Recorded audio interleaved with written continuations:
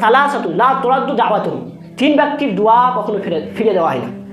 কারা কারা? প্রথম হচ্ছে আস-সাইমু হিনা ইয়াফতির, রোজাদার ব্যক্তি যখন সে ইফতার করে, ইফতারের কাছাকাছি হয়, তার সামনে যখন অনেক খাবার থাকে, অর্থাৎ সেটা থেকেও বিরত থাকে, শুধু একটাই উদ্দেশ্য, আল্লাহর উদ্দেশ্য, তখন যদি সে ব্যক্তি দোয়া করে তার অবশ্যই দোয়া কবুল হবে। কেন মুহাম্মদ সাল্লাল্লাহু আলাইহি ওয়াসাল্লাম বলছেন আস-সিয়ামু হিনা ইয়াফতিরু, সাইম রোজাদার ব্যক্তি যখন ইফতার করবে।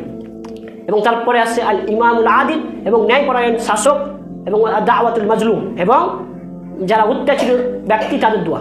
তাহলে এখান থেকে স্পষ্ট বোঝা গেল যে 3 ব্যক্তির দোয়া কখনো ফিরিয়ে দেওয়া হয় না, তাদের দোয়া অবশ্যই কবুল করা হয়। তাদের মধ্যে প্রথম হচ্ছে আস-সাইমু হিনা ইয়াফতির, তার প্রথম হচ্ছে রোজাদার ব্যক্তি যখন সে ইফতারের কাছাকাছি হয়, যখন সে দোয়া করে, তার দোয়া কবুল করা হবে, অবশ্যই ফিরিয়ে দেওয়া হবে না।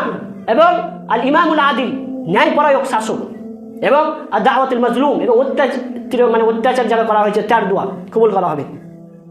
তাই এখান থেকে স্পষ্ট যে আমাদেরকে রমজান মাসে বেশি বেশি দোয়া করতে হবে।